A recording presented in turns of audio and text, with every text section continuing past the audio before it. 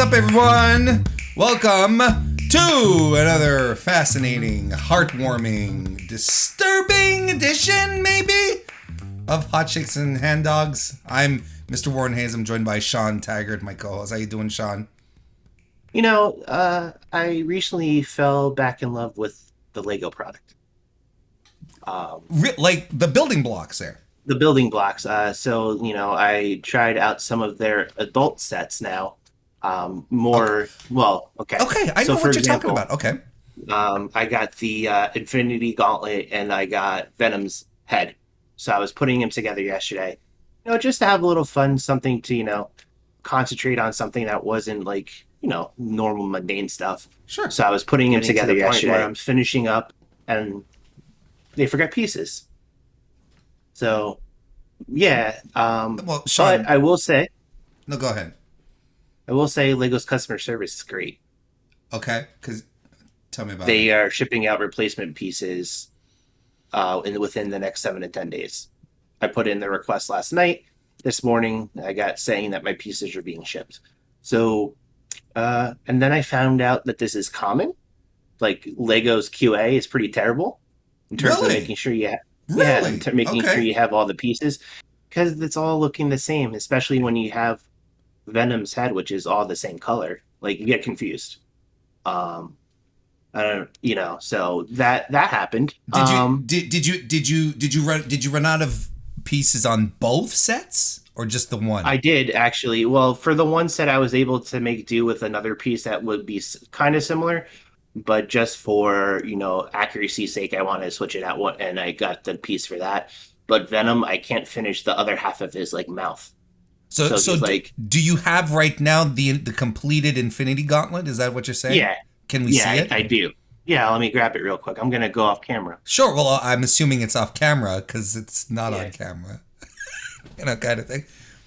I'd like to see the Lego Infinity Gauntlet.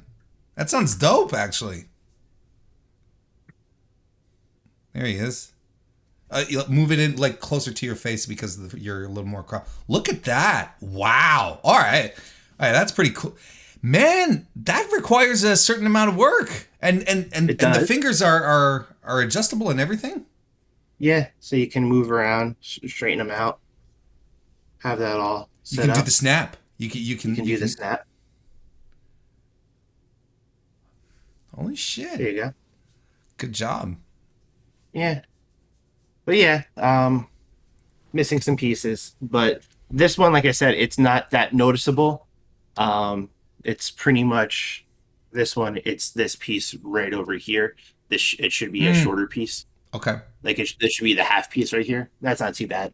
But yeah, with Venom, you're missing his entire right side of his face, like his bottom lip. I'll say like you, their quality, that's going to cost them a fortune in customer support. Yeah, but honestly. I mean, they were pretty quick and, okay with sending me out the replacement parts right away. That's pretty no questions asked. They were like, okay, here you go.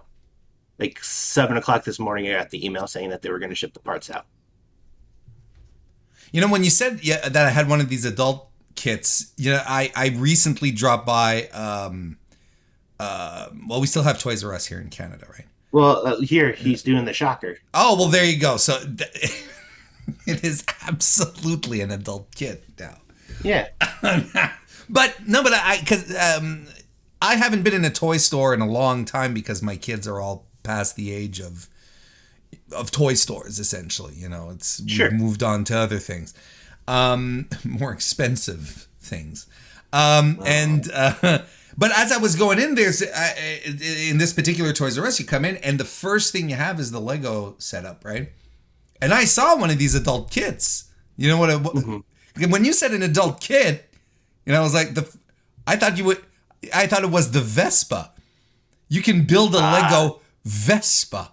You can build a lot of Lego things. Like they have the Lego set of Central Perk. If any Friends fans are on listening in through watching us live or through the podcast or on demand on youtube.com/MrWarrenHayes. But yeah, no, like you could do anything that they have, like the monuments and all that stuff. Sure, I saw yes, but you see, look, here's the thing. Like, the monuments make sense to me, right? Sure. Eiffel Tower, Big Ben, the Taj Mahal, like these are the wonders of the world, right? These are monuments, right? And you know, the Infinity Gauntlet, you know, iconic piece of pop culture, and you know, who the fuck wants to assemble a Vespa? And it's not even somebody who really loves Vespas, but and I'm sure there's somebody out there that does. Probably, like, they just turned off the show because of your offense to Vespas everywhere. No, but the thing is that, look, if you were to tell me, Warren, I can get you whatever you'd like. What would you like? And I'd say a Vespa. I'd become like, but not a Lego one. You know, an actual one with a matching helmet. You know, you'd have like that sea breeze green, you know, and then you'd have the matching helmet, and then I'd put on a suit and tie, a white suit with like an orange tie, you know, white shirt, white suit, orange tie. You get on your sea breeze Vespa, and you just hit the dusty trail, the long winding trail to the beach kind of thing.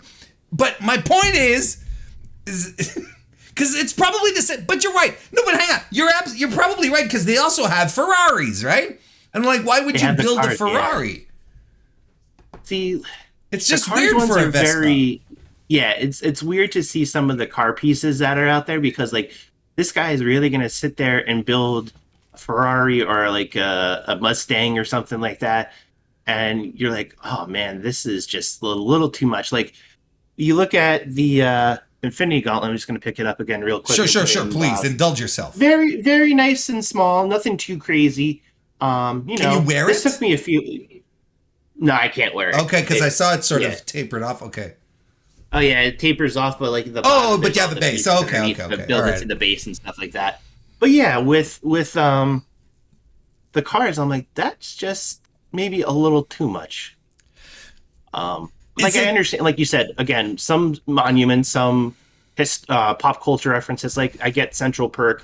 I get, like, the Star Wars stuff, like the Millennium Falcon. Grogu. Okay. You know, you want a little Lego Grogu. Build a little Grogu? Go ahead. Be my guest. I can go into a Lego store and get either the Batman mask from the movies or from the 66, show. Why not? But I don't want to build a fucking car or a Vespa, as we lost all our Vespa viewers here on the show. A Vespa, and trust me, I would drive a Vespa, and I would be a Vespa owner in the drop of a hat, man, and just like that. I'm completely a Vespa guy. But not a Lego Vespa guy, which is understandable. And it's like $300, something like that. Yeah. You know, I'm like, some of these Lego sets are ridiculous. Like, why am I paying $300 for a block of Legos where I can pick up anything else, like groceries, for $300, or a gallon of gas? And look, like, a Vespa is. Look, a low-range Vespa is $4,000, okay? $3,999. That's not enough for a down payment on a Vespa, 10% down payment. But look, the point is that if you're able to plunk down like $300 to get a Vespa Lego, let's say, you could probably save up that same amount for the next, 10 months? Is that how math works? 5 months. How much is 300 times 10 is 3,000? Is that it? Yeah. 10 months at 300, and then you own an actual Vespa. And then once you have your Vespa and you still have that $300 a month that you were, then I'll get the Lego set. Imagine my Vespa that's sitting in my garage that I haven't used because, I really wanted the Lego set to begin with, but I listened to this podcast and they told me to buy a Vespa instead. Used it. Don't buy, and it's the same thing with the Ferrari. It'll take you a little longer, probably, most likely. But because the thing is that you can't buy the Millennium Falcon. You know, you can't buy a Grogu. Right. You don't have an equivalent there. No, you don't. And I would say that the Lego form is probably better for those instances. I'd say so. You attract less attention. You do. But flying the Millennium Falcon would be pretty cool. It'd be dope as hell. Did you know you could do the castle thing in 40 parsecs or something? I don't remember the line. Okay, let's thank you everyone for sticking around this stream of consciousness that we just had. Let's talk about some. Like I said, we lost the Vespa viewers. Yeah, well, yes, yeah. That's fine. We'll get them back. We'll try. We'll do a charity stream for the. The Pittsburgh Vespa Club. Pittsburgh doesn't seem like a very Vespa-friendly town. The thing with Vespas, it's like, okay, see, I live in Canada, right? Quebec City. Winters are like 8 to 9 months, right? You can conceive and have a child before the snow melts, right? Sure. So it fascinates me, people who have motorcycles here. It really does. Because you only have like a 3 to 4 month window where you can really take advantage of your motorcycle. Before that, the roads are still icy. It's still a little dangerous. Everything's watery and slushy and disgusting. You get on your motorcycle, you get all dirty, whatever. So so people who have Harleys around here, I'm like, that's a choice, as opposed to, let's say, living in California or Arizona, New Mexico, or God forbid Texas. It's like God forbid Florida. Or God forbid Florida. But at least you can use your fucking motorcycle whenever you like. Yeah. Here you're not pulling out your 1979 vintage Harley in the mid-January here. You'd be lucky if you can use it in June. Probably. Yeah. All right. Let's talk about wrestling. Oh, do we have to? I really enjoyed this hot fest. I think. Look, if anything, we can have an off stream where we talk about Legos off the clock. and ideal climate for motorcycles, recreational vehicles, and so on and so forth. Perfect. So I guess we'll get into some news while we're thinking about pro wrestling right now, especially independent pro wrestling. Yes! Let's go. So Enjoy announced this July they'll be running a tag team Enjoy Cup. We have, I think we announced last week Bussy and Violence is Forever as the first 2 teams announced for the tournament. We had speculated. We had speculated, and they came out later in the week that we were correct.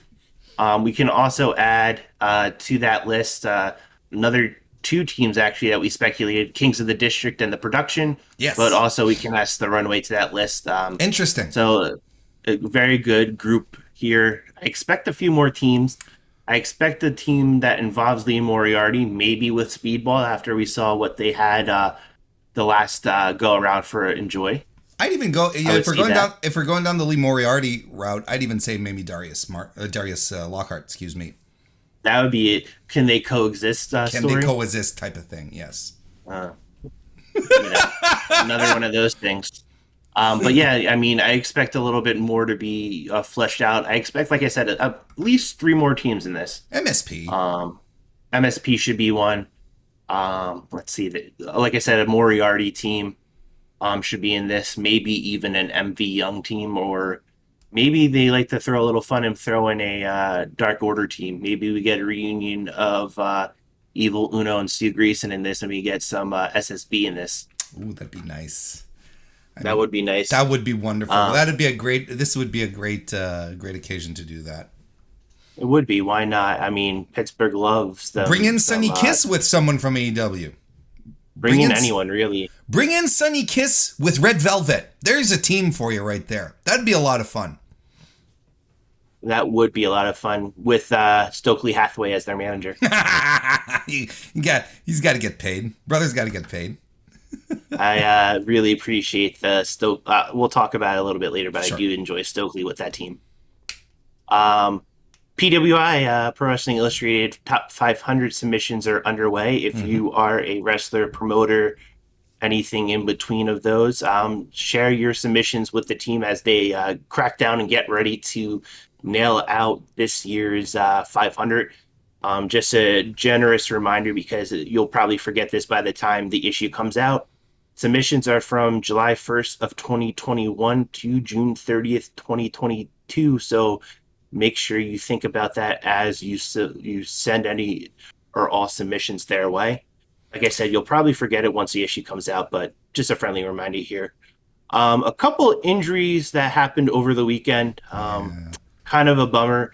I'll start with the biggest one. Matt Cardona out for the foreseeable future. He announced today after getting an MRI that he did indeed tear his bicep in a match this weekend against Blake Christian.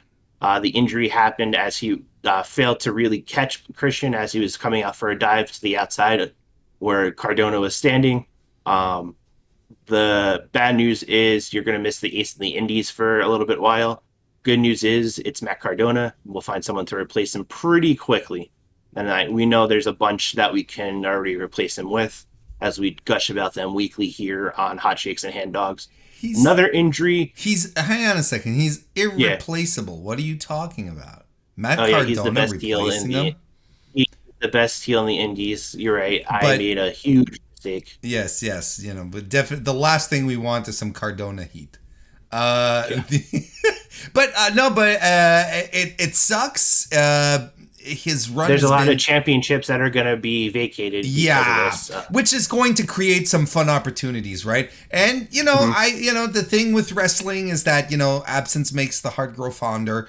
I don't think I still to this day I don't think anyone was really expecting a long indie tenure for Matt Cardona when he showed up to take out Nick Gage when everyone thought it would be John Moxley.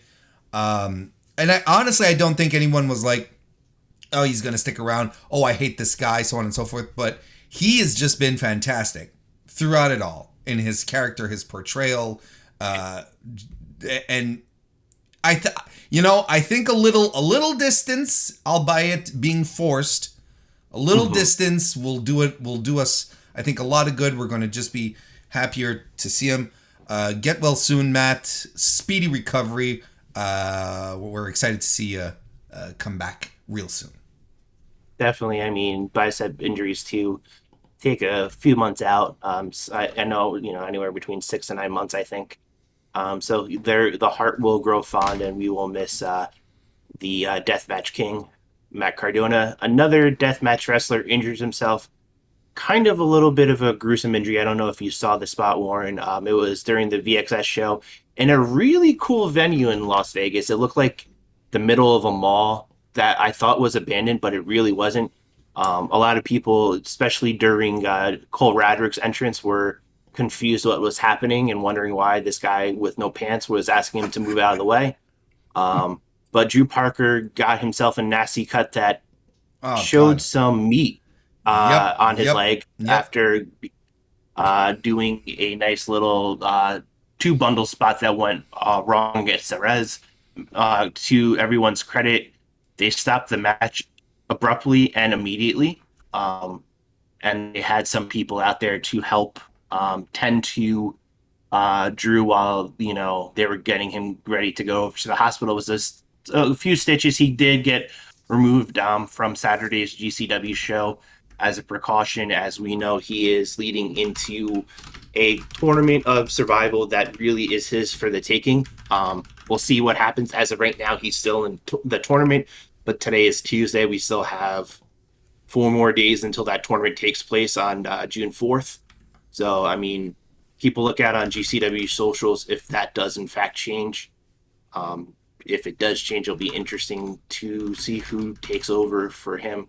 But yeah, really gruesome injury and kind of a sad and, you know, Mm-hmm. this is the life for a deathmatch wrestler type thing. But it's so brutal to see, especially someone who is coming over the States to make a name for himself a Yeah, little bit that's the more. thing. That's what blows, right? So just over here wanting to get that work the North American indies, and this is what happens. No, man, like that really stinks. So Yeah. but yeah, I think we're hopeful, right, that it'll be patched up really really soon. Yeah, he got the stitches like late early Friday morning. He was stitch up at the hospital that Tupac died at, which he shared with us on That's commentary right. on Saturday night. Um, but yeah, no, it was a very, like I said, abrupt, but it was the right thing for them to do to end the show. You could see that Drew wanted to get up, and his leg just wouldn't let him get up. He gave out, No, no, but Jimmy Lloyd and the it was crew was pretty gruesome. quick to tape him up. Yeah. It was gruesome. It was gruesome. Look, I mean, that's the thing. That's the type of wrestler he is, you know. And it's look, this shit happens. What are you gonna do? It just happens. And if anything, you know, it's shocking sometimes when you see everything that the deathmatch guys put themselves through. It's crazy sometimes when you're like, okay, that it doesn't happen more often. You know, that there aren't these really really gruesome injuries, that unplanned injuries, of course. Well, it's not an injury, Right. as opposed to just getting your back turned into mincemeat. That's planned, and that's not really an injury. Right? Like wrestlers will always say, there's a difference between working hurt and working injured. Hmm.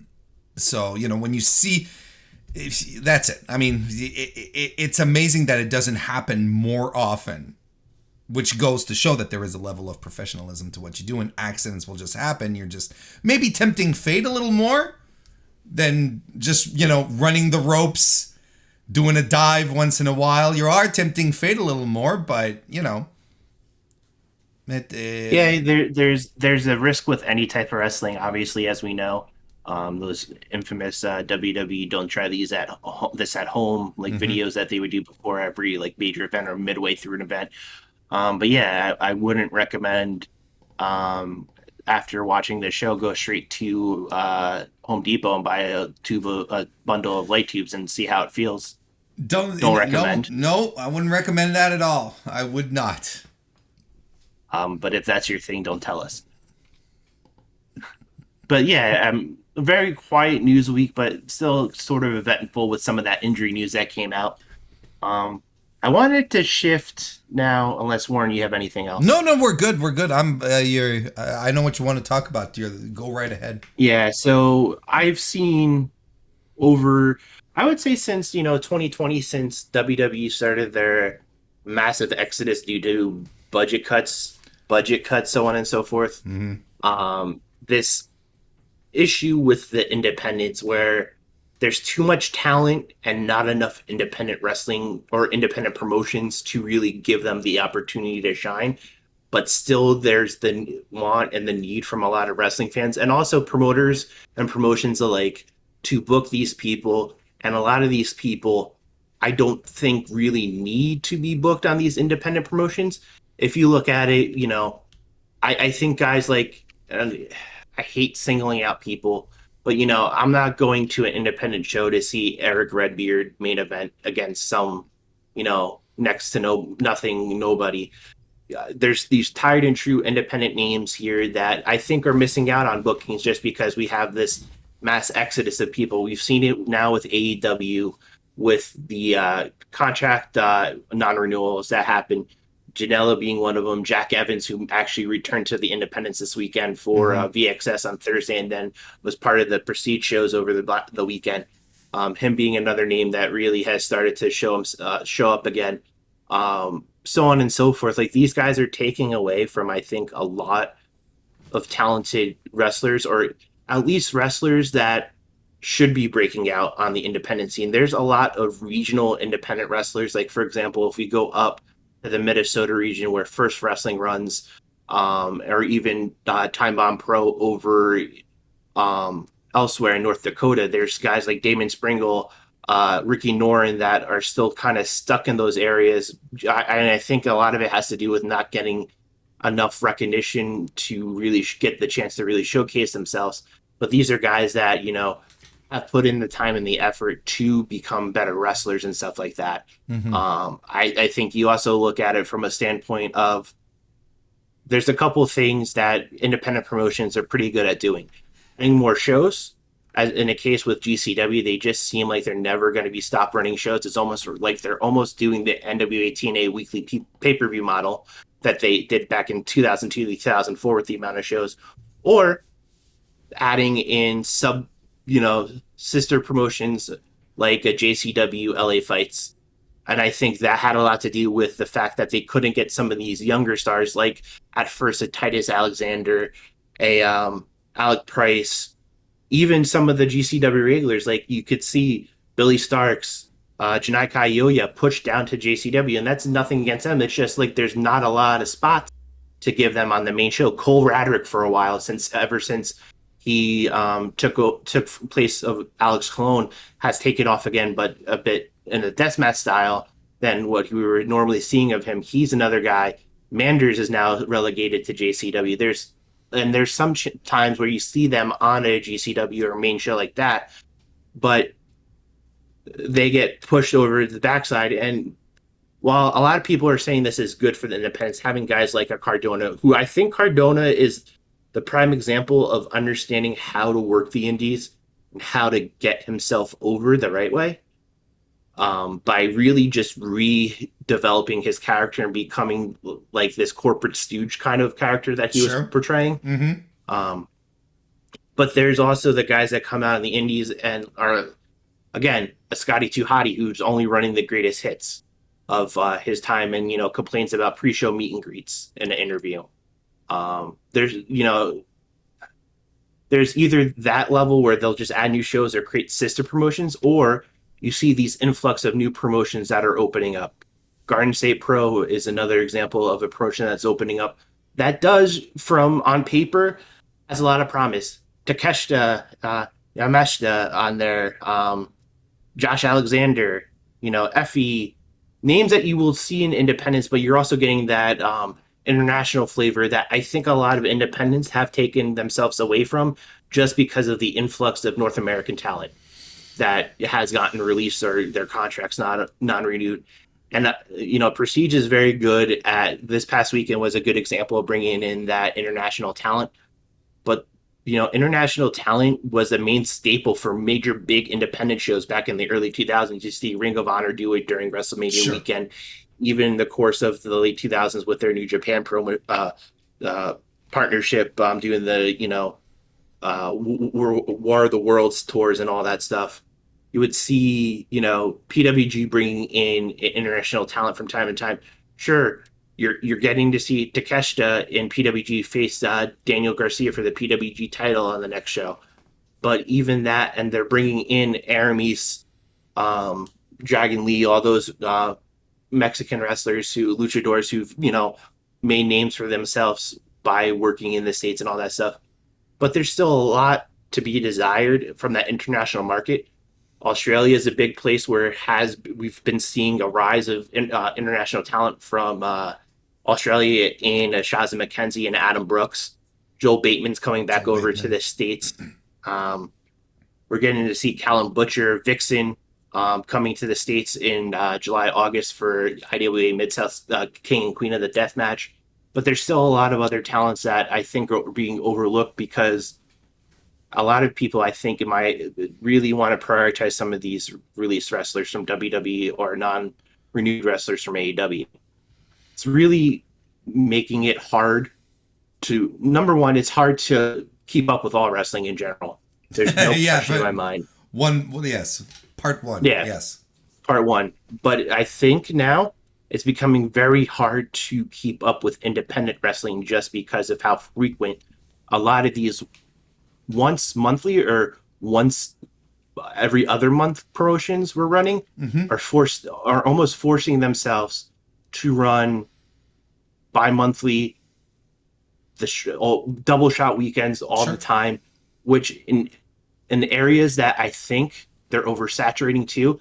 I think GCW's oversaturated the LA, the Chicago, Detroit area. I think they've oversaturated Atlantic City to an extent. They're not branching themselves out either. I mean, granted, now we're seeing them go back to Nashville. We're seeing them go to Evansville. We're going to see them debut outside of St. Louis, in Providence. Rhode Island, beyond country. Like Mm-hmm. they're starting to get their legs up to expand a little bit more to their tried and true areas, but it just feels a little bit too much. And I don't. It's hard to watch all this and see like good talent almost being wasted just because they have all this release talent that wants to wrestle. Well, here's And I get it. right. I get it too. Like neither you nor I are promoters, right? So we're talking, specifically as observers, casual understanders, but avid wrestling consumers. You and I, we watch a lot of stuff between the both of us. So yeah, I have a feeling like, is this, 'cause it's always been this weird balance, right? And the indies have been this for a long time. It's like this weird balance of bringing in, quote unquote name talent that you can draw people to come see your show, and then you can put on your own guys and girls, and hopefully, the people who come will appreciate what they see from these people that they don't necessarily know, and be like, next time it might be a little easier for them to buy a ticket, and they won't rely on, to use your example, Eric Redbeard, to book. No. But honestly, I think I think the Eric Redbeard example is very good, because you don't have anything against Eric Redbeard. I don't have anything against Eric Redbeard. I think he's a very competent big man wrestler. He, didn't draw a dime for WWE, right? Like that's fine. There's no impetus to go, I'm going to go see Eric Redbeard. Yet he ends up on a spot on a card, and he doesn't work for $50. Let's put it that way. So it's like, okay, well, there is that balance, between bringing in the name talent and getting people to stick around, because you have some new faces, because you do have, Merrick Donovan, right? For instance, you have Merrick Donovan on a card. No one's going to be like, what, who? No. But I would say people will be like, "Oh, Merrick Donovan," if they know of him and they've watched him. But yeah, exactly what you're saying. I don't think. And another name that could be brought up, I know we gush over him too. It's just because we watch him, Junior Benito. Like, do you think Junior Benito could, headline a show and be a drawing factor at this point of his career? But no, absolutely not. No, absolutely not. God bless him. I love him to pieces. I think he's got a bright future. But even I had someone in my DMs after I wore my T-shirt. I think it was last week. I don't remember, on my show, and someone DM'd me and was like, "What's a Junior Benito?" But that's sure. Where he is in his career.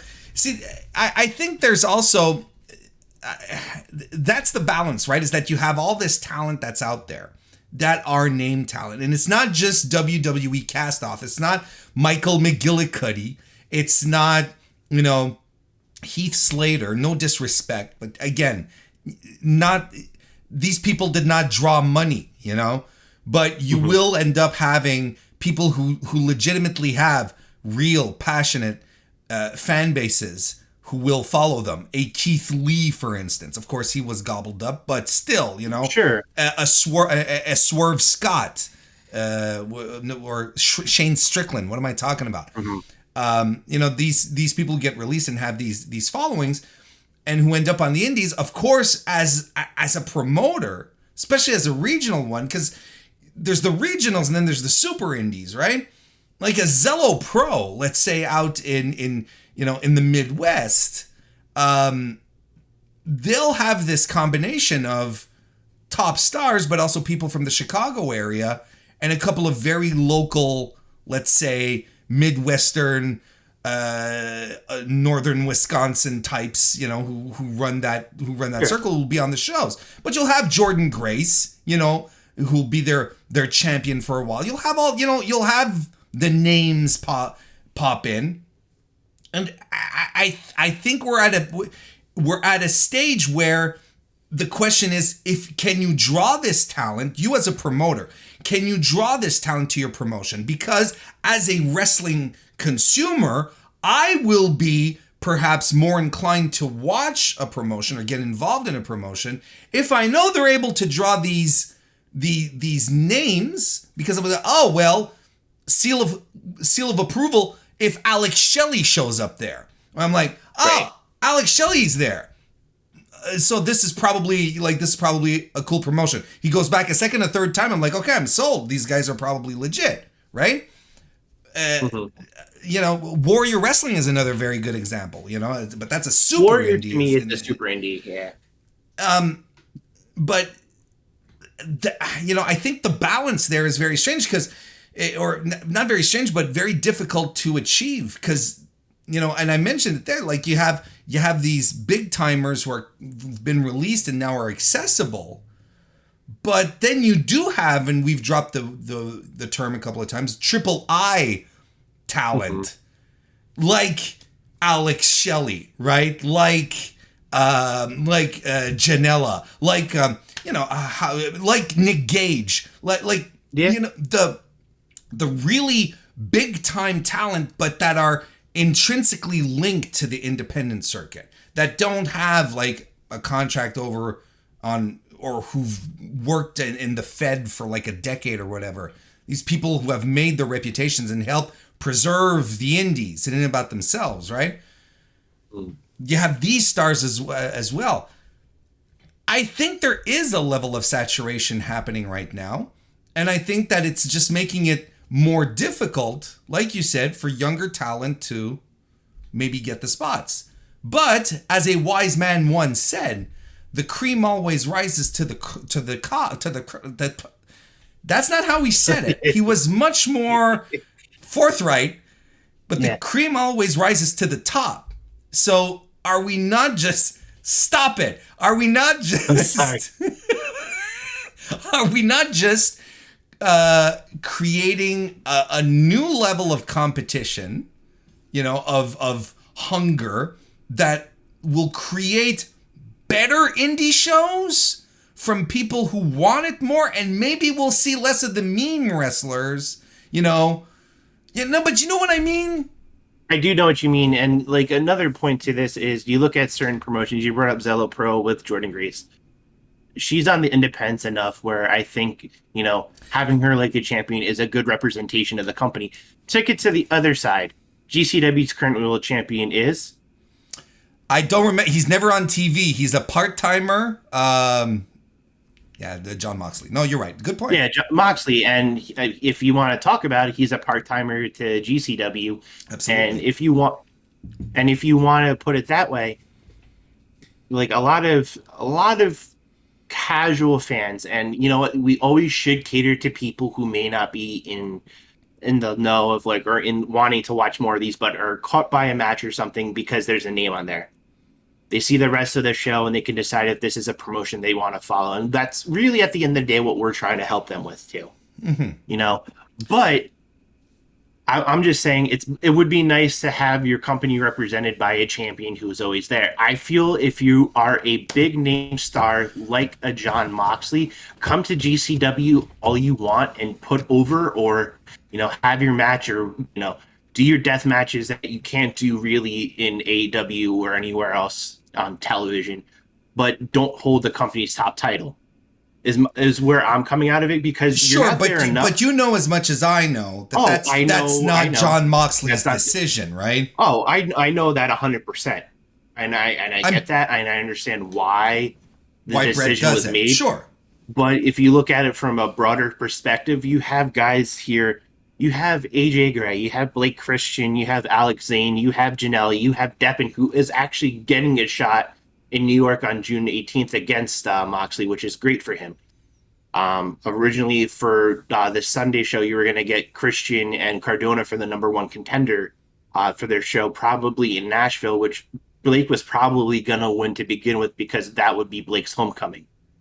Right. for the show that they're doing part of StarCast, which is a weird combination, but it's happening. But there's stuff like that you really think about and you go, does this from a broader standpoint? Yes, it makes sense. It gets people more interested because hey, there's a name I know that's on the card and that's in a main event spot that's holding their title.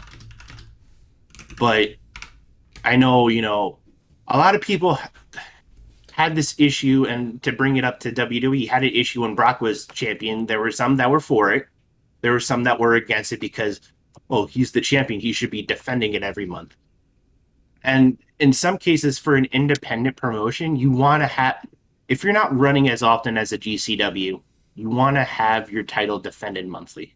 You want to have your title there that can be defended and showcased for, the bigger stars of your promotion. And maybe this is where. Go ahead. I'm sorry. No, but okay, that's an interesting point. But this is where I will. Counteract it, right? Or at least because look, to a degree, C4 has the same problem with Mike Bailey, right? Who is currently all over the place, signed to Impact, and like he's just, frankly, he's all over the place. This is going to be the show that they're doing in June is the fourth show they'll have done since reopening, and this is going to be Bailey's first defense since, right? Sure. So, but the thing here is that I'm sitting here and I'm going, I'm moving 3 days after the show, and I'm like, I cannot not go see Mike Bailey, right? Sure. Yeah, you know what I mean? And I get and then that. I get to see Junior Benito. I get to see Cecil Nix. I get to see the whole, Tabarnak de team and all the other people who are, who populate the C4 show on top of that. But I'm sitting here and I'm going, well, Jesus Christ, Mike Bailey's going to be defending the title. And, first time since C4's been running shows again.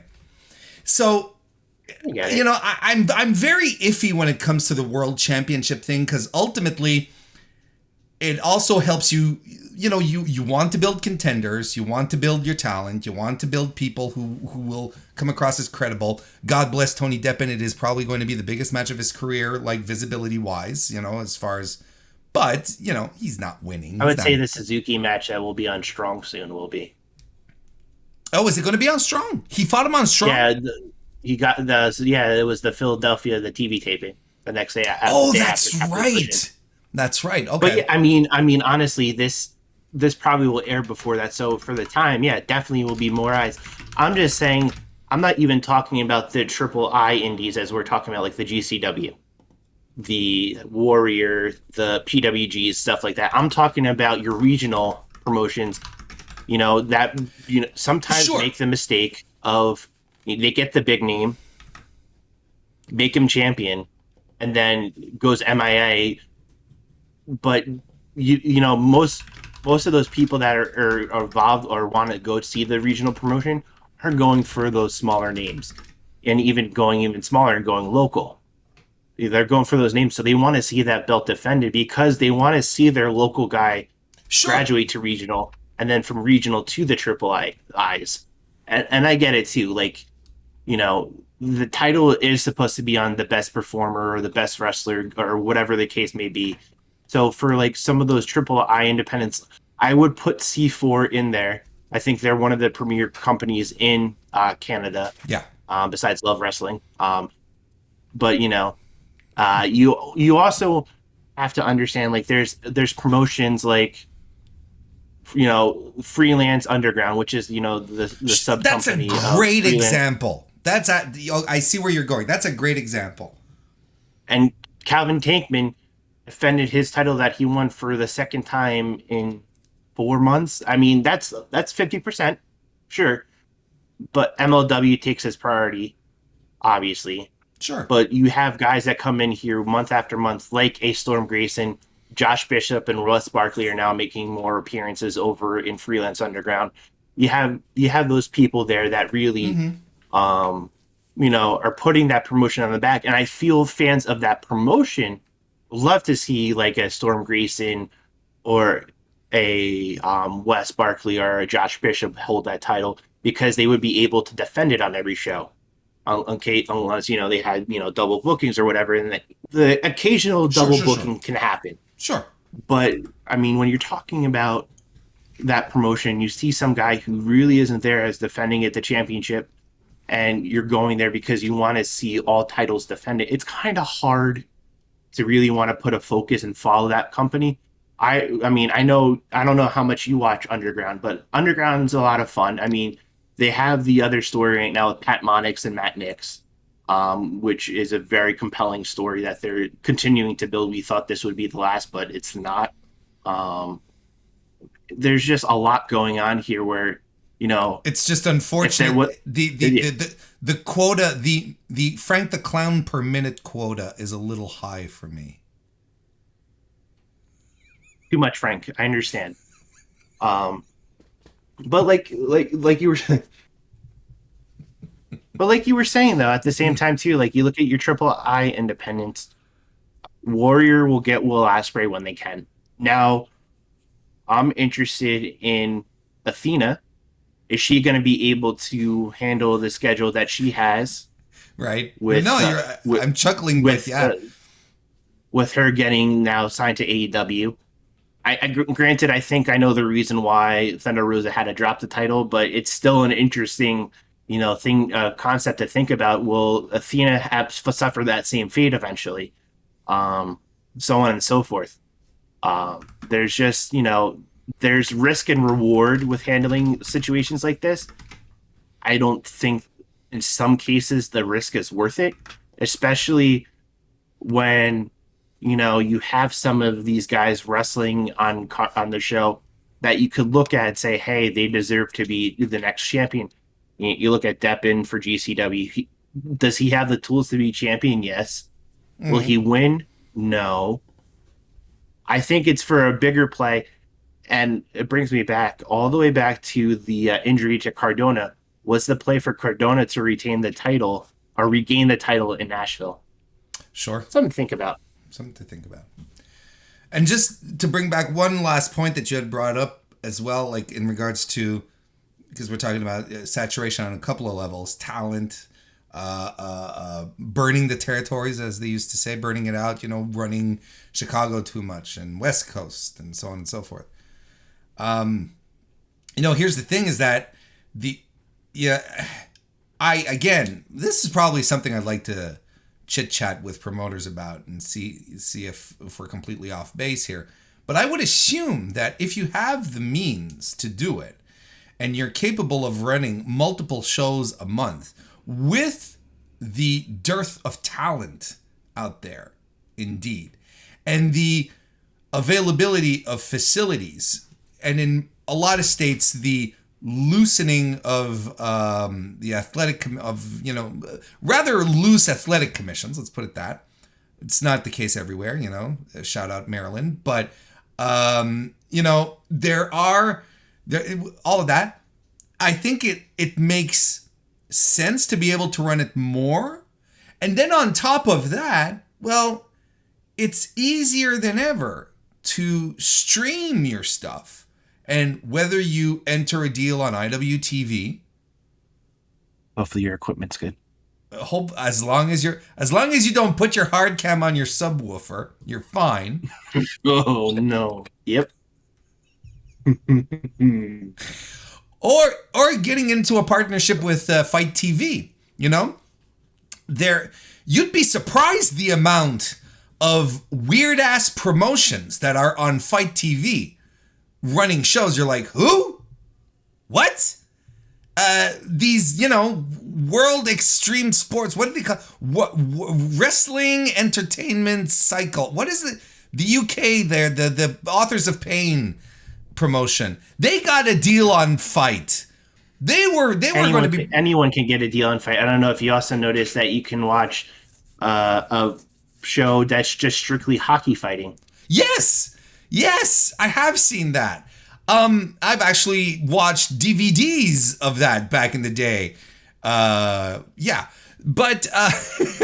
because those are they're available out here in Canada. But the point that I'm making is that I think there's a certain level. I mean, everything comes with a risk, right? But that's fine. But I think as opposed to the landscape in 2011, where you'd still run out, you'd still mail order the DVDs or Blu-rays, right? You'd still be doing that. There is a level to making money outside the venue as well, right? So I would honestly believe that GCW is making good money off of its pay-per-view buys. First of all, otherwise he wouldn't do it. I don't think Brett wouldn't do it, right? Brett, if he was not making money, he wouldn't do it. I'd assume so. Right. Of course, yeah. And I don't think anyone would do it if they weren't making money. There's a reason why Super Crazy still... I'm not Super Crazy. Super Dragon only does his Blu-ray sales for the PWG shows, because that makes money for him, and he doesn't see him making the same money streaming. He doesn't give a fuck whether or not people have to watch his show 2 months after they're done. He doesn't care. People will, and people do. And people do. And as long as that maintains, he's fine. Like, he doesn't want to disrupt his probably very lucrative business model, Mm-mm. The point is that I feel like that, with streaming on top of it all, I think it's much more. I think there's a lot more financial gain for promotions as opposed to just running shows and crossing your fingers. I think there's a lot more to gain. And look, levels of promotion of production vary from promotion to promotion. We know this. Yes. But ultimately, all you need is a good, some good, strong cabled, wired internet that you can plug in at bare minimum 2 cameras in, and you're good to go. You are. Of course, it's an investment. It doesn't come without a cost. Nothing comes without a cost. Nothing's cheap. If you can show that return on investment, it's worth it. There you go. And I do also feel like promotions fault themselves thinking that they can handle the live streaming, and they're probably their best option is doing what promotions such as Paradigm Pro do, and a couple other promotions that air on IWTV, like Big Sark's brand Mouse has a show that's actually premiering right now on IWTV, because he knew, based on his memes. If you're watching live, don't go just yet. Stay. Stay here. Nothing good's happening right now. They're just sitting there in the ring. It's a commercial break on Raw. So Mouse is running down Billy's valedictorian grades right now. Her straight A's. He's just giving us the down low. That's all that's happening right now. But yeah, I mean, like, there's stuff like that. Promotions understand that sometimes the best thing to do is to tape the show, edit it as quickly as they can, and release it a day or two later. Limitless is a prime example of that, and their production's high quality. Enjoy Wrestling, free on YouTube. Another prime example of that. Deadlock Pro. Deadlock is free on YouTube.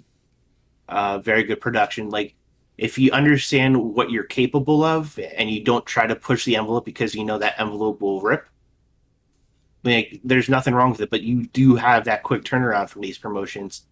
Like I said, Limitless is very good. Usually they would run over the weekend, and by that Monday or Tuesday, they would have their video on demand live premiere right after.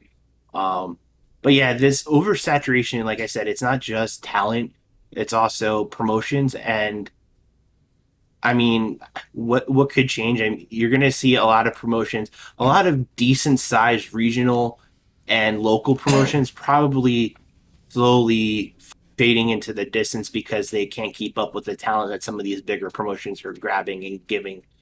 But yeah, that's going to be, probably part 2 of this whole conversation, if and when that does happen.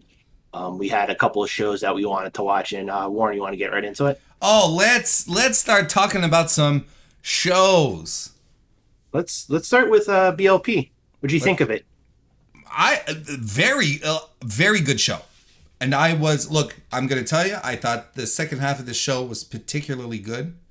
And I even have a match of the year on this one. I really Could do. I guess? Do you want to guess which one do you think is my match of the year here?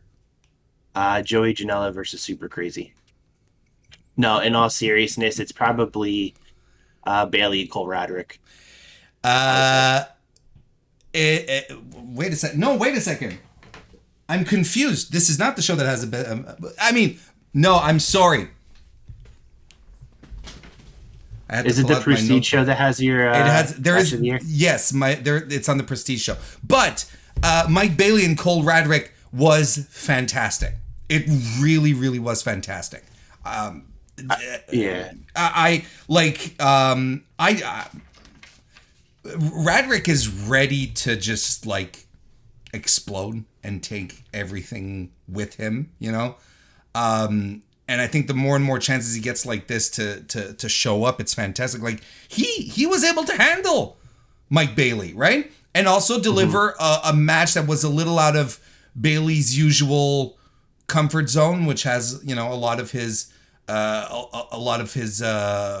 flying moves, a lot of, you know, aerial kicks, so on and so forth. He had to play a little more of a grounded game here, but that was a fantastic match. It was an absolutely fantastic match. I don't know if you got the chance to see it. Yeah, I thought that was a really good match. I do think that Cole versus Bailey at the Unsanctioned Pro Show over WrestleMania weekend was slightly better, but this one was really good. I mean, this one had the unfortunate circumstance for whatever reason. Black Label Pro and GCW weekends like to run at awful times throughout the night. This one was at 11 Pacific, 2 a.m. Eastern. They So got to this stop wasn't this a shit. live watch. They got Yeah. no. They got to stop this shit. No, because but I watched it live. I didn't have. I watched the whole on the You did. Friday. I watched the whole thing. Okay. But they have to stop running shows that late because there was no one in this audience. There was no one in the audience, and that fucking sucks because you really did have some really good matches here. I will say Shaza had a really good match with Kevin Blackwood, her final match in the States before How about stripping back. how about we qualify it? I would say that was the best match she had on American soil this time around. For this time around. I could say that. I agree with you on that. I had a little bit of fun with Green and Mathers. This was another rematch from a Beyond show back in the beginning of the year. I thought this was a really good. I think Mathers is another one, I think, like Cole, that's just ready to explode. I think, you know, with Mathers, maybe he needs a couple more years of seasoning, but he's like really at the cusp of really breaking out and Sure. really becoming his own rather than having, and there's nothing wrong with it. I mean, like, he's always going to be a Matt Tremont kid, but like really just showcasing his abilities on his own and not having that, oh, well, he's Tremont student type, you know, thing. I did think, what did you think of the non-title tag match between Violence is Forever and Alexander Yuya? You know what? I was expecting more. I was too. That's what I wrote here. That's what I jotted down here. I was expecting a lot more strong, like a lot more violence, you know, to not be, but Right.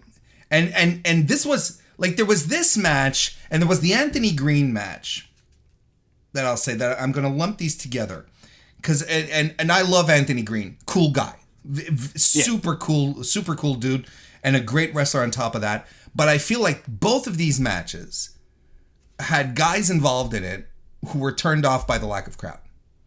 I think it showed when Anthony Green came out, like he did his entrance twice kind of thing, but it showed that he was a little deflated by the lack of audience. And I think and I think that Violence is Forever and Josh Alexander, they were like, look, man, we're not going to go kill each other for like 20 people in the crowd. You know, we're really not. Yeah. Yuya's like, no, hey, come on. I'll kick my ass. I'm fine with it because that's what he does. That's you, yeah. But I feel like these two matches had the energy of wrestlers who did not want to. Who felt defeated based on the crowd size. Yeah. Yeah. I will say it was, you know, only a Black Label Pro moment when Dark Sheik to start the show came out to Anthony Green's music. So she came out to the wrong music. Janela came out to a different entrance theme as well, which I wasn't too familiar with. It wasn't Protovision. No, it was "Smack My Bitch Up" by The Prodigy. Gotcha. I kind of popped for it. I was like, wait, this isn't Janela's music, and then came out to it. I was like, oh, interesting. Okay. Yeah, it was a little different. I was slightly not expecting that.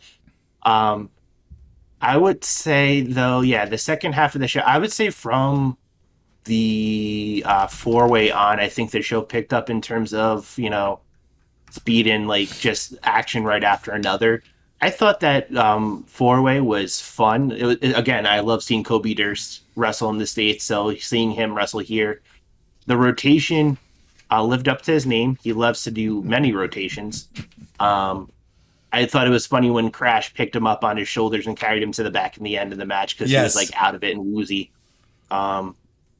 Nick Wayne and Titus Alexander, another two guys where it didn't matter the crowd size. They just wanted to beat the shit out of each other. But those two deserved better in terms of, the lack of crowd energy and noise. But you know what? Here's the thing. Here's the thing is that right now, these are two of the young aces out there on the indies. Mm-hmm.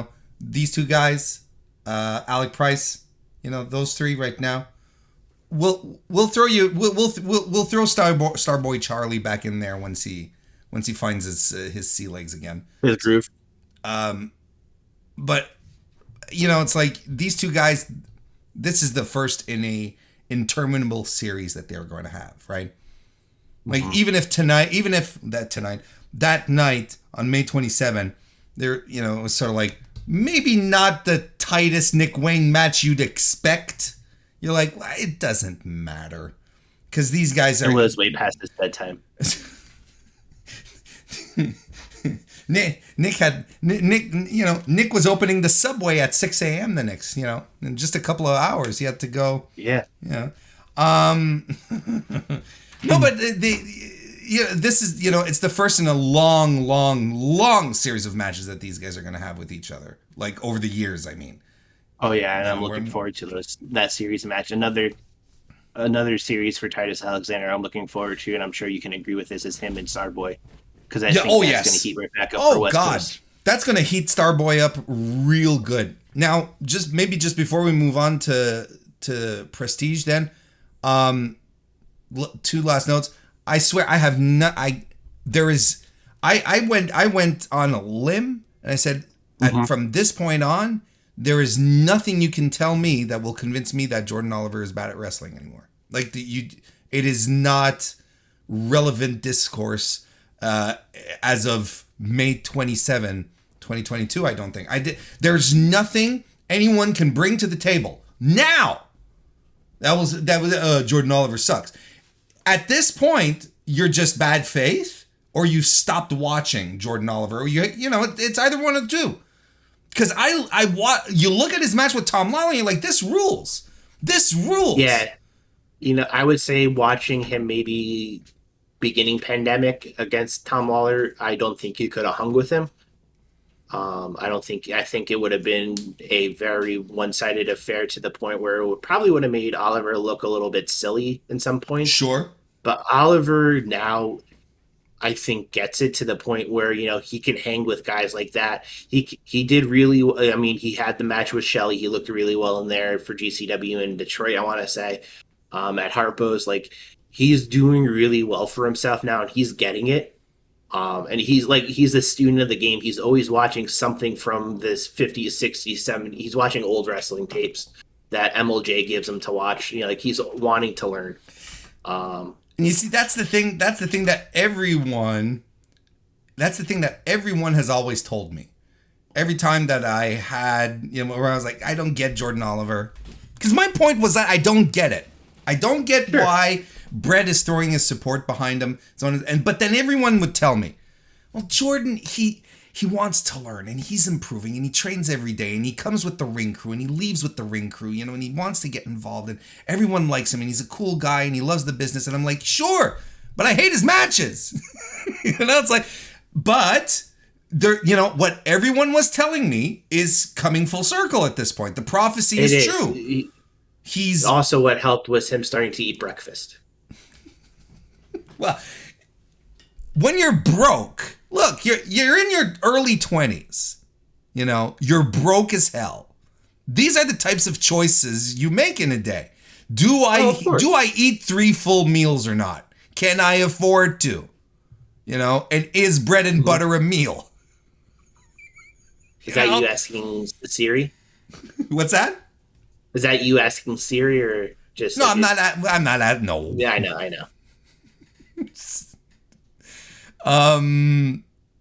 But look, the point here is that he hung with Tom Lawler, and it's not Tom Lawler carrying his ass. No, he hung with him. It was a very, very good match, and I really enjoyed. No surprise there, Effie and Billy Starks, which is Bully Starks in this circumstance. Which you know what I liked? You saw the match, right? Yeah. When you know when they do when they're towards the end and Starks has the chair and you know Effie's on his knees, you know, and he's like, you know, don't do it, you're better than this, you know, and he doesn't appeal to her sense of, like, ultimately he says you're better than this, right? But he's not saying you're a good kid, you've got a good heart. He's like, no, do like me, let's make money, you know. And I'm like, this is the indie Greedo, right? This is Credo, not Greedo. That's no Star Wars reference. But, you know, like, let's stick together. Let's do things right. Let's make lots of money. That's the thing, right? And I'm like, because the one thing I didn't want, this is what I like about this storyline, and I hope we get more, is that I was afraid that Effie would become like this moral compass, right? But Effie's not, like, Effie's Effie. He's a good guy, you know, but ultimately he's a businessman, right? And he does what's good for Effie, right? So, of course, despite the fact that he's the clear babyface, everyone loves him. He's not like, you know, eat your vitamins, you know, say your prayers, brush your teeth. Not that. He's on his knees and he tells her, don't hit me, do the right thing, be like me, let's make lots of money together. I'm like, this is fantastic. It's fantastic. It's perfect. It's perfect. And Billy's like, no, fuck you. And so, you know.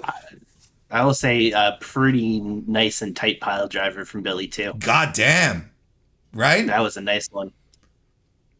Good for but I mean, honestly, I hope we get more out of this. I hope they squeeze more out of this rock. I really do. I think there's more juice in here. It's a lot of fun. Too. It is a lot of fun, and I think you can get more out of her as a heel too. I think she's still, you know, understanding that whole side of her because she's always been the white meat baby face throughout her entire beginning. Like, you know, always good. I think the Joshi side of her is bringing out that more dark personality, which is a good thing.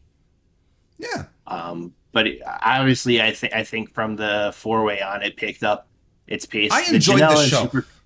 I enjoyed the show up and just to wrap it up, I thought, like, honestly, I thought it was a good show. Like, the opener was fine. I thought it was the opener was probably the match where I was like, okay, let's wrap it up, you know, kind of thing. Like it went a little too long for my. But it was fine. It was like. It was fine. But I think, like, you know, Joey Janela super crazy sort of gets you over that hump, and then from that point on, I think, you know, everything is good to very good. I enjoyed the show. I finish up with a very good memory of this show, just like I finished up Prestige Wrestling Roseland 3 Night 1 with a very good feeling as well. Do you want to walk me through Jack Evans and Ray Horace, or maybe not? So, I mean, I'm trying to understand Jack's motivation, if he is motivated enough, because he openly admitted AEW made him lazy. Like, he didn't really feel like he had to try, do anything, because he was on TV, he had the contract. And I don't know if he's fully worn off from that yet, because I will say the Jordan Oliver match on Thursday was miles better than this Ray Orris match on Saturday night. I just don't feel like Evans had that same level of energy that he brought to Jordan that we saw here. Ray's a very good talent. I think, between him, Bandito, and Flamita, I like Horace the most. Between like More that, than Flamita? I do too. More than Flamita. Interesting. Okay. I think, he has the potential. After Bandito, I definitely think he has the potential to be one of the bigger stars. Used properly and stuff like that. I just feel bad for Horace because I don't think Evans did anything to really help him in this match. I don't think Evans really. It felt like Evans was bored. I don't know. I don't know if you felt the same way. Evans is an enigma to me because you don't know what to expect at any given time. I would say, indeed, sir, that there was a chemistry differential. Let's put it that way. Mm-hmm. And it's hard to pin it down because there's also part of that presentation of Jack Evans, where he's laid back and the H2O thing when he was with AEW. Is that still on him, kind of thing? If he is, look, it'll be up to him. He's 20 years in the business. Maybe he's also probably at a point where he's like, do I really have to go and prove myself again, kind of thing, and that's in short, yes, he does. Well, there you go. In my opinion, he's gonna be in the Progress tournament there. Which some of those names, Johnny Progress also making his Progress debut. God damn. He's just everywhere, huh? Anyway, but no, it was an okay opener. But I'm going to tell you, got deflated really quickly with the Scotty 2 Hottie match. I fast forward, to be honest. You didn't watch it at all? I had no interest to watch this. And I felt bad for Ethan. And you brought it up. You brought it up earlier. In regards to Scotty 2 Hottie, I'm not sure he's embraced the indies. I think he's just, he's like, well, people want to see me do the worm, so I'll see how much money I can make doing this. Now, God bless anyone who has been trapped in the Fed system and wanted to do things and couldn't, and now have the opportunity to go out and just do whatever they want, right? That's fine. But the indies is a beast in and about itself. It has its own mindset. It has its own brain. And, working an entire match to get to the worm, which is what everyone is waiting for. And we're not waiting for, Scotty 2 Hottie to start pulling out, golden triangles and noshigamis. That's not what we're, not busting out a made in Japan or whatever. It's like, imagine if he did, though. If he did, I'd pop like hell. But clearly this is a guy who's like, people remember who I am. And again, there's nothing wrong with that. He's given his body to the business, right? He's done his part. If he wants to coast on doing the worm, all the more power. The fact that he can do it, that he can get booked just because people remember the fucking worm. Good for him. The thing is, man. But there's promotions that deserve to see this, and Prestige fans, I believe, did they pop for the worm? Of course they did. Sure, they did. Of course they did. But they expect to see stuff like you would see later on in the show between C4 and Violence is Forever, Amashita and Slamovich, even Ito and Mia Yim. They expect to see that level of entertainment, but also the two competitors being the absolute shit out of each other. Which brings me to my point, right? The match was too long to begin with, all right? Because it's a prelim, it's a fucking prelim match with an Attitude Era guy who is remembered for one move, okay? Again, good for him for getting booked on the strength of doing, it's like if Dwayne "The Rock" Johnson only got Walk. Dwayne The Rock Johnson only got debooked because he would do the people's elbow. You know what I mean? Like this is literally it. Okay. And I mean, if you really think about it, WWE does bring him back for that reason. No, that's fine. No, absolutely. But here's my point. Sure. The match is too long. We know this is where we're going to. This is the entire match. This is what we're building to. This could have been a 5-minute match and it would have been fine. It would have been fine. But we didn't get the worm in the match, Shawn. You fast forwarded it. I watched it. We didn't get the worm in the match. Ethan HD gets the win. After the match, Scotty 2 Hotty picks up the mic and cuts a promo just as long as the goddamn match. Shawn. I saw the promo. And then he brings didn't fast forward enough. And then he brings Ethan HD back in. And then he sucker punches him. And then he does the worm. He became the heel of the match afterwards because he sucker punched his opponent? No, because Ethan HD is the bigger heel. So we had a 10-minute match and a 10-minute promo to get to the fucking worm, Shawn!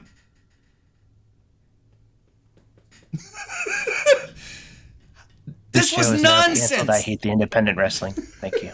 I hate it. We hate independent. But, this was...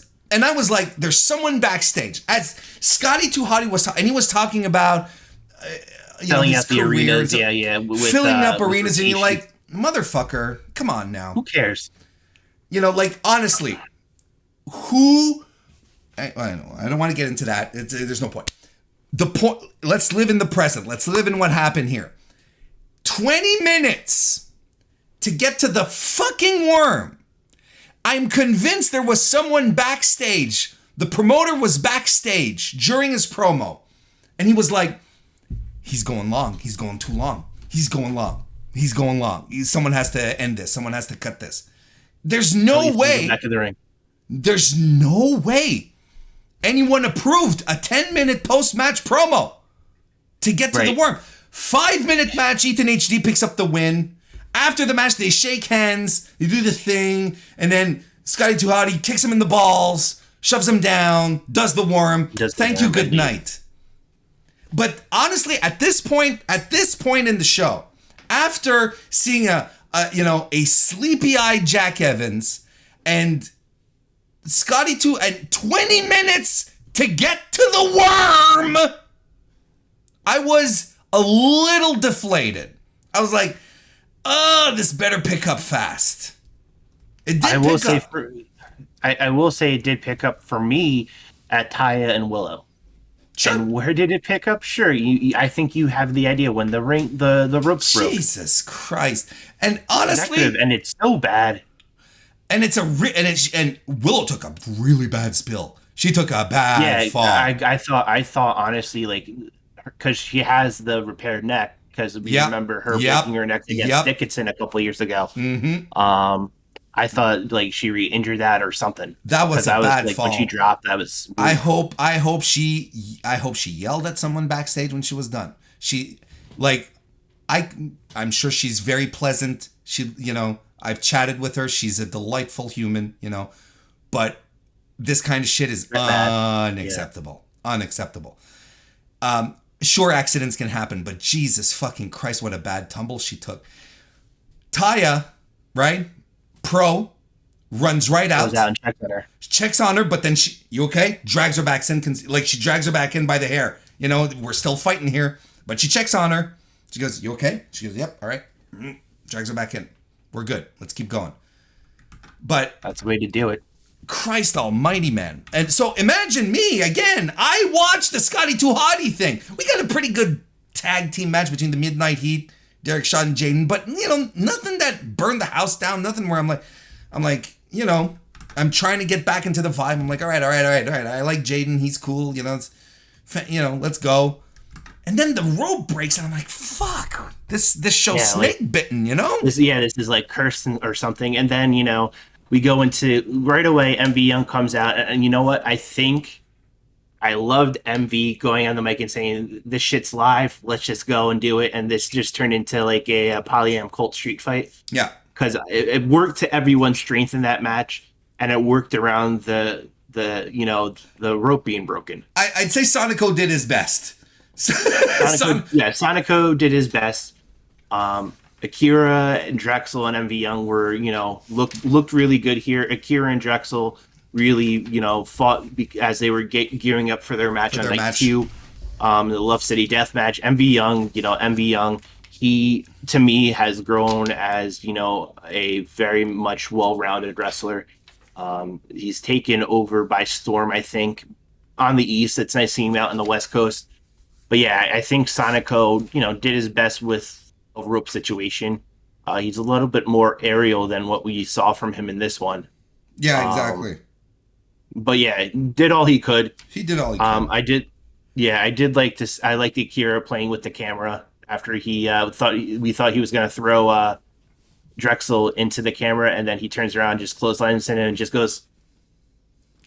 And there was, continuing on the snake bitten stuff, MV Young hurts someone in the audience when he throws himself out of the ring. But folks, if you ever go see a pro wrestling match, move out of the way. If there's not a barricade, move out of the way. Don't wait for the attendants to tell you to move. The guys at C4, I find they do a spectacular job.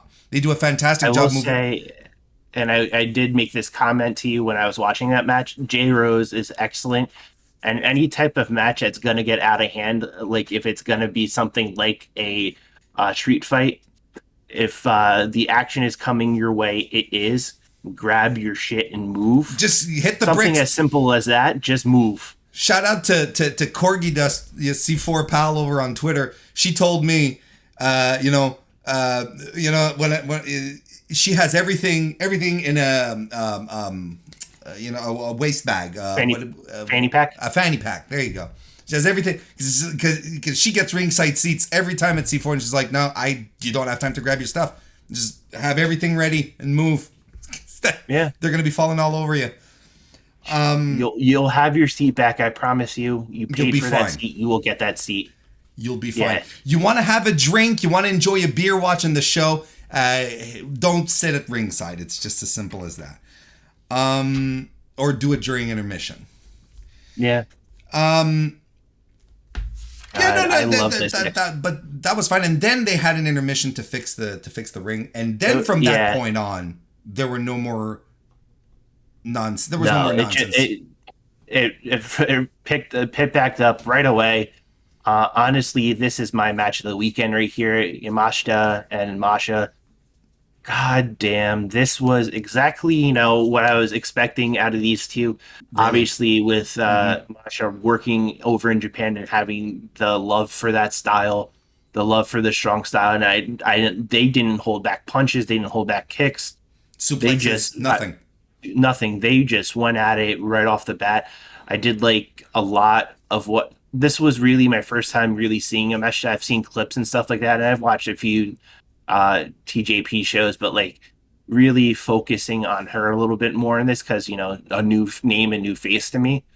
I thought she did really well in this match, and I think Masha was a perfect opponent for her. She really was. I mean, it's hard to think of anyone else on the indies who could have pulled on the American indies and could have pulled off what happened in this match, because I'm in complete agreement. This match was absolutely fantastic. It was right in my wheelhouse. I loved every move, and it was a Japanese style match, and I guess that's probably why it hit me on every level. This was great. It was absolutely great. And it's the kind of thing where you're like, you realize once again that Masha Slamovich is just made out of different stuff than most women out there on the independents. I will say, I think a lot also had to do of where she did her excursion to Japan. She didn't go the route of like a Stardom or TJP. She went to Sendai Girls, Marvelous, all those like smaller Joshi promotions in Japan, and really, cut her cloth and made her, she worked for it. Yeah. And I mean, she's come back a completely different wrestler before she made her excursion over to Japan. Violence is Forever versus C4 for for the tag titles, I thought was very good. I thought it was very good too. Very good. Just everything I love about Violence is Forever was on display in this match. It was the complete opposite of the Black Label Pro match. This was strong. It also helped brutal, that the crowd was as big as it was and was loud the entire night. And was that very crowd was energetic and it ruled. It was that very crowd ruled. Super into it. Now, my match of the night, match of the year for me. Not the, but a match of the year. Tom Lawler, Alex Shelley. Jesus Christ. I'm just thinking about it again, and I'm like, ooh, I get a little shiver. Shawn, I love this match. I thought it ruled. I thought it was fantastic. I thought the story they were telling was amazing. This is what I love about pro wrestling. I was on a podcast recently with some great people, don't get me wrong, right? I wouldn't be on a podcast with other people if I didn't like them. Sure. And we had a little back and forth on storytelling in wrestling, right? Mm-hmm. And I don't give a shit whether, a wrestler, spits on another's jacket or, a wrestler's been kidnapped. I don't give a shit about that. I like wrestling. And as the host said, very, very lovingly said, Warren, you love the art of professional wrestling. That's what you like. I like the storytelling. I like the soap opera niche. I like that. I like this, and that's fine. But yes, I like two guys that haven't had months build. I just like it. They hit the ring together, and they just make me believe that they just want to kick the shit out of each other and do it really good and create a story within the ring. And this is what we got with Shelley and Lawler. I mean, yes, they have a history. That's fine. Maybe this wasn't the perfect example to say, oh, just pull out two guys at random. Yeah, but when's the last time they really faced one another one-on-one? It's not like... Exactly. It's not like this long, simmering rivalry that they've been cutting Twitter promos on each other. It's nothing like that, It's just like, let's go. And boy, did they go. The King Road, they went down the King's Road in this match too. Like, fantastic stuff. Lawler couldn't be kept down. He escaped from the Border City stretch. He got out of a slice and dice. He got out of an initial shell shock. Shelley was like, "What? How am I going to put this dude away? What do I do?" Yeah, thinking back on this match, I was like, whatever about it. But you do bring up a good point of how two guys can just go in the ring and tell a story by just wrestling one another. And this is probably... Sorry, I'm sorry. I didn't mean to interrupt. No, go ahead. Because you said it, right? It's like, whatever. Because I kind of had that attitude about it, too. Where I was like, I was sitting down and I was, Shelley, Lawler, I'm not... This is not the ticket seller for me. It's not the one where... But these are two wrestlers that I really, really, really like. So I'm like, this can't suck. You know what I mean? Like, this was my attitude. I'm like, I will allow myself to be entertained. I did not expect to have one of the best matches I've seen this year so far. And that's amazing to me. Because there was nothing really building to this. There wasn't, it wasn't 6 months of storytelling. It wasn't, And see, for me, that's what I love about the indies. You don't need that long, drawn-out storytelling to get a good match. You can't. Exactly. You can't, because you can't guarantee you're going to be getting those same wrestlers month after month. Hell, exactly. Because you can try to give, a wrestler a long-term story, right? But next thing you know, one of the wrestlers might be hired by WWE to go run their live events division. How did I forget that story? I forgot about it too, right up until now. What the fuck? Okay, so side. We're gonna go off to the side here. Sidebar. WWE Hall of Famer Jeff Jarrett screws over Effie and joins up as an executive of live events for WWE. This was made official today on his podcast by saying, "Yeah, I did." So.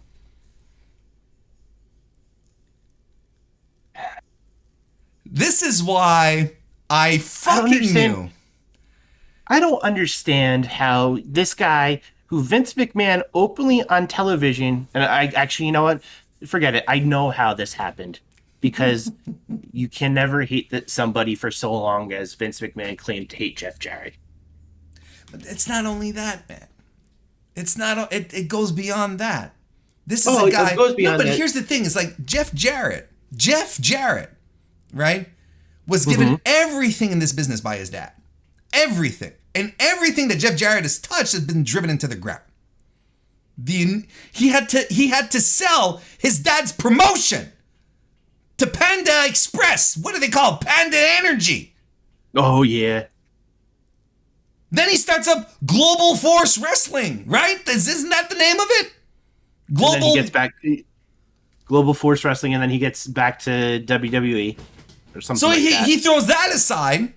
Yeah. Then he starts finessing Brett Lauderdale. No, brother, this job ain't gonna work for me. I can't job out to Effie. He wears fishnets. I don't know if that's an exact quote. It could be. We don't know.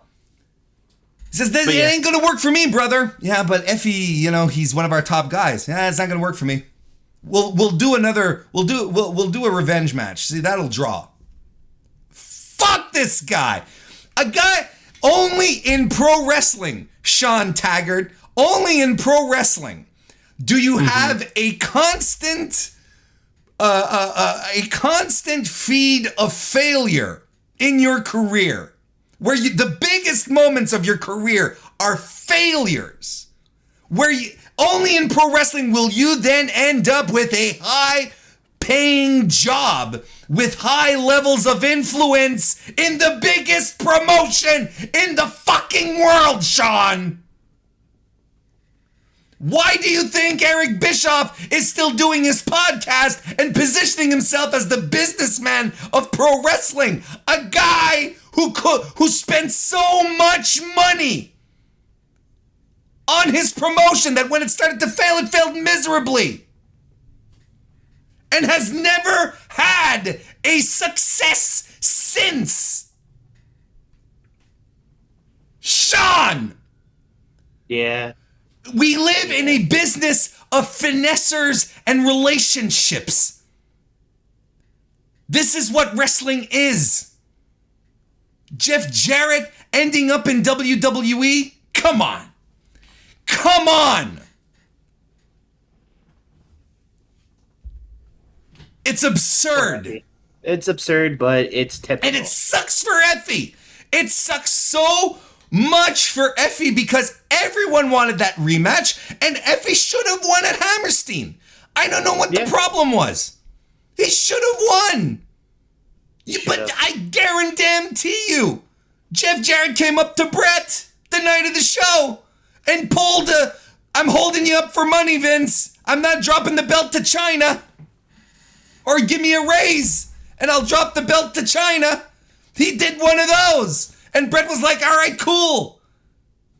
And then they start shooting the vignettes, but then, no, I can't do it anymore. That doesn't work for me, brother. And tell me, Sean, tell me that Vince, in his contract, forbade him to do any dates outside of running his live event business. If Jarrett had told Vince, I have a date that I have to honor. I have one engagement I have to honor. Vince would have said, sure. Because they've done it with all their other talents. Let them run out their bookings. Jarrett didn't give a shit. Jarrett didn't want to do it. He didn't want to. He didn't want to have the rematch. Probably in Nashville, his hometown against exactly. He didn't want to lose in his hometown. That's what it comes down to in general, which is also very interesting as we eventually saw Effie change his attention to Moxley and the GCW title out of the blue. Brett probably's like, Effie, you know what? Sorry. Let me make it up to you. Yeah. which is absolutely fair. Wild. Anyway, the main event of the show was a lot of fun too. I don't know if we talked about it. Oh yeah, no, it was a very fun main event. I enjoyed this a great deal. It just, it gave you a story in a different way. I mean, Maki's we're talking about Maki Ito and Mia Yim. Yes. Yeah. She's very good at emoting and showing her emotion, by doing the fake crying spot, which turns into like the foot stomp middle finger spot. I enjoy watching Maki wrestle just because she just seems like she's having so much fun with it and not taking it super seriously, even though she is. She's just having a lot of fun with it. And that really, to me, it just made it for a fun match. And I think a perfect way to cap off, from my opinion, a very rough start. Yes. Yeah. After intermission, once they were done injuring people in the audience, the show, honestly, the second half of Roseland Night 1 was a lot of fun. Mia Yim looked like $1 million, and I thought her power offense was just pristine. Just, she was nailing everything. She spot on the ball. I thought she looked fantastic. It had been a while, right, since we had seen since we'd seen her wrestle. Since Expect the Unexpected 2 between her and Janai Kai. Right. I haven't seen, and she's been doing Impact now, again. But I feel as if this made me feel like Mia was back in a way where it's been definitely been a while, where you saw her have this much confidence in the ring. It was fantastic. She lost it when she got called up to the main roster and had the Donna mask. And here's another one in an interview, Shawn, where she said, I didn't know if I wanted to come back. I didn't know if I wanted to return to wrestling. She's done it all. Yeah. Not that she's done it all. She felt like the fun of it had been sucked out of that the fun had been sucked out of wrestling for her. Who said that recently too? Tony Storm. Yep. Who said that not that long ago? Before the Double or Nothing show, Ruby Soho. Mm-hmm. What the fuck are they doing to these women in that company who just want to fucking wrestle and enjoy what they want to do? They're not letting them wrestle. I know, That's but exactly what I know.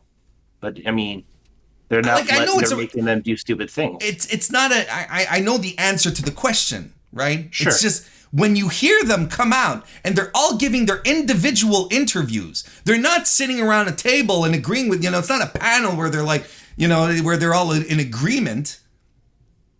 They're all saying individually in their interviews, I wasn't sure I wanted to go back to wrestling because the fun had been sucked out of it for me. It was, Christ! It's just heartbreaking to hear that, It really is.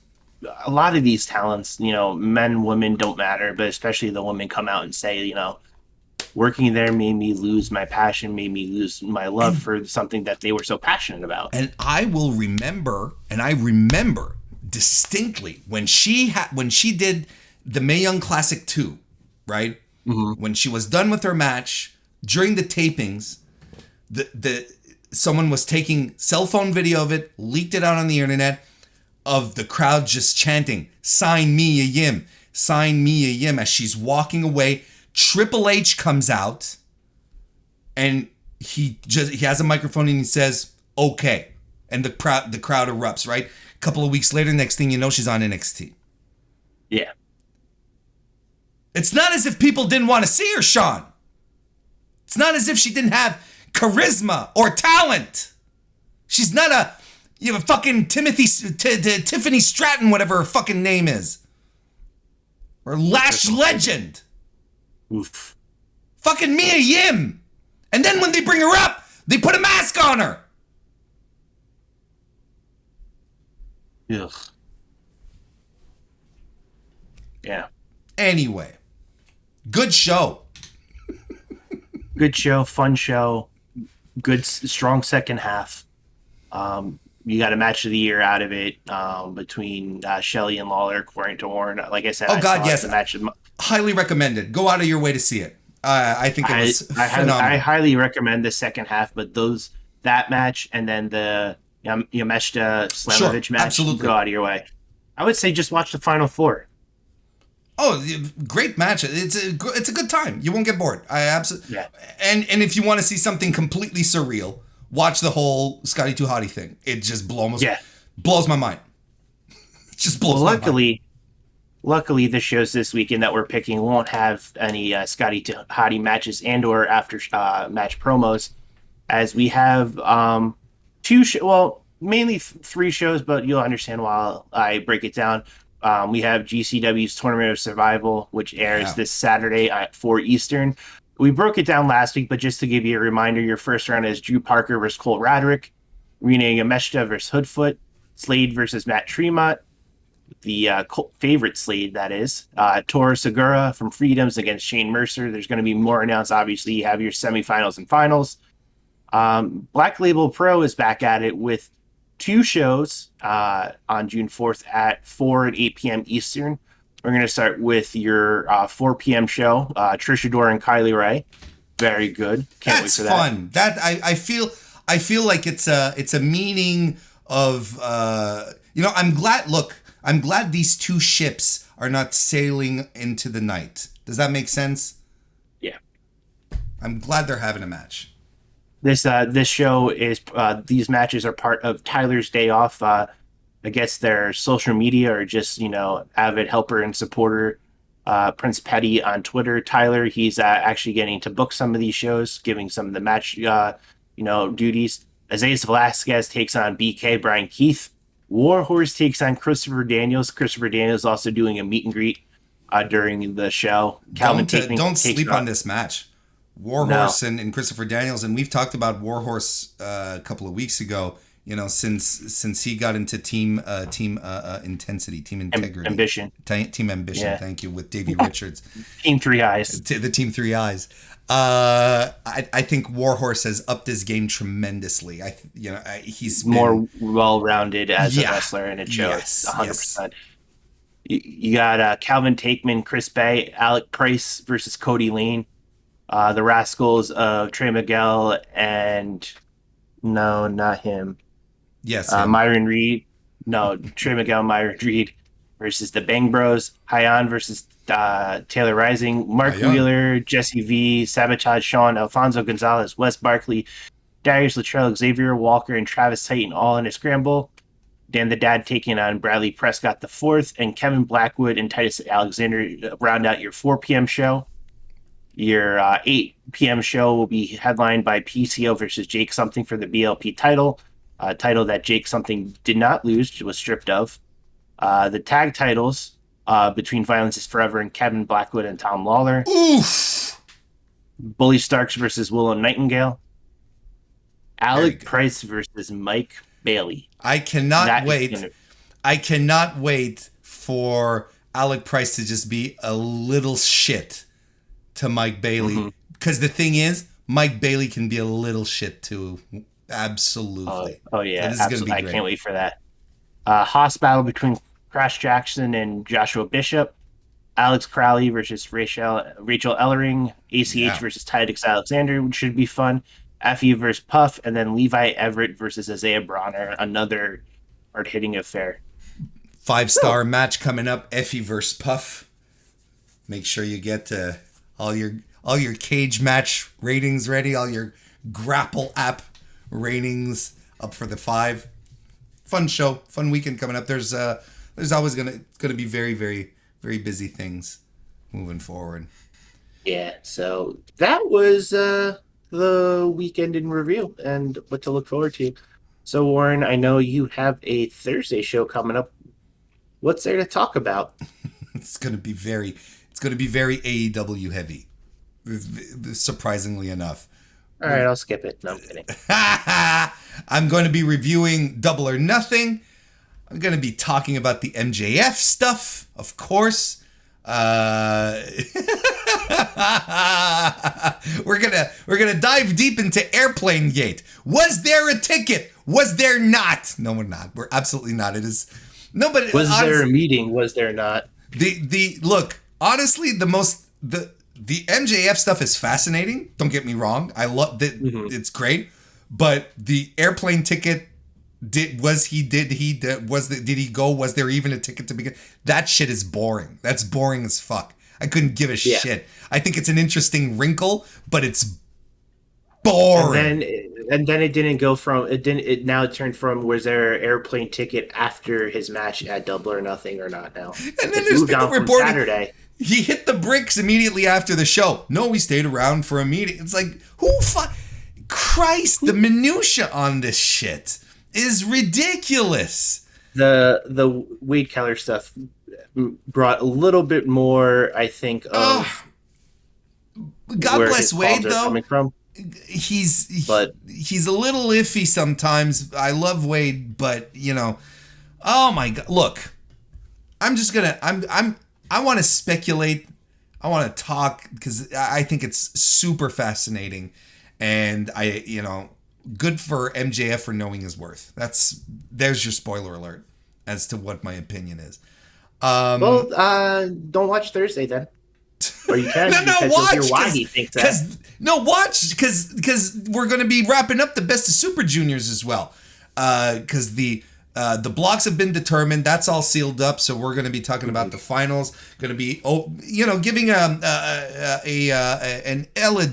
eulogy, maybe an elegy or a eulogy. Because anyway, look, we'll be wrapping it up. Is what I'm trying to say. It's good. It's this Friday, right? The final. The final is this Friday. Yes, where you can clap now. Well, that's what that's what they seem to be saying. Like the wrestlers were talking about it, but there hasn't.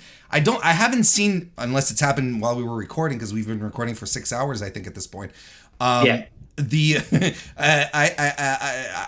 New Japan not recorded it, but announced it.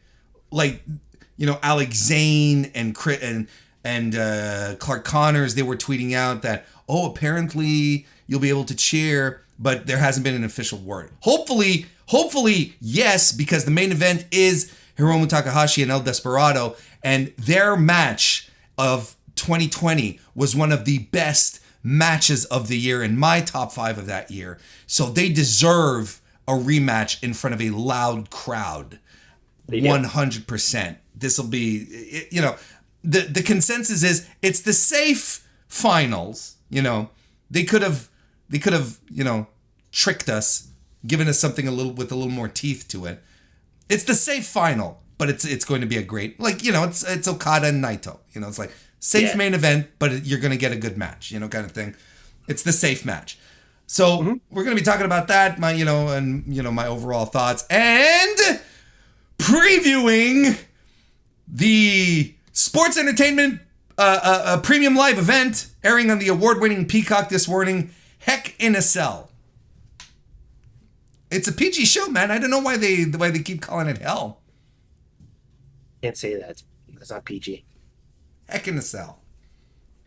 But so busy show, but honestly, very, very AEW heavy, because of course I'm going to do my Dynamite recap. There's going to be so much to talk about in regards to AEW. It's ridiculous. It's been interesting. A lot new debuts too to go over. Debuts, quite a few there. And I say I would call this their weakest pay-per-view in a while. That's I could see that. And I don't think it's that hard of a take. Pay-per-view too. What's that? Very long one too. That doesn't bother me. Doesn't? It doesn't bother me. That doesn't bother me. When you watch 12 hours of WrestleMania, nothing's too long, I guess. The argument about long pay-per-views when it comes to AEW is like, they do quarterly pay-per-views. If they were doing this every month, like WWE did as early as, they were still doing this in 2015, 16, 17. Yeah. 5-hour pay-per-views for, fucking, I don't know, Money in the Bank. It's a 5-hour pay-per-view. Like, what the hell are we doing here? Right. But a quarterly pay-per-view? Yeah, I think the people who are complaining are people who watch a lot of wrestling and they're like, Jesus, do I have to sit through? Yes, you can. But, okay, I mean, sure. Do you think it needed to be a 13-match card? Oh, there were matches on that card that did not need to be there, but I would argue that the matches who did not need to be there were fucking great. Kyle O'Reilly and Darby Allin, great. Hit it out of the park. I don't want you to go too far into your Thursday. No, we have to wrap this up. Jesus Christ, what are we doing? Look, okay, we'll wrap it up. We'll start the theme song, the outro. Shawn, how are you doing? Is everything okay? I'm good. I'm great. Okay. Thank you everyone for listening, for joining us live if you popped in tonight or if you're listening to this later on. Do leave a like, a subscription, that way you'll never miss anything that I do, that we do. So go right ahead and do it. That kind of stuff helps out, helps grow the channel, the podcast, so on and so forth. Thank you for listening to us talk about indie wrestling, and we'll see you next time. Bye.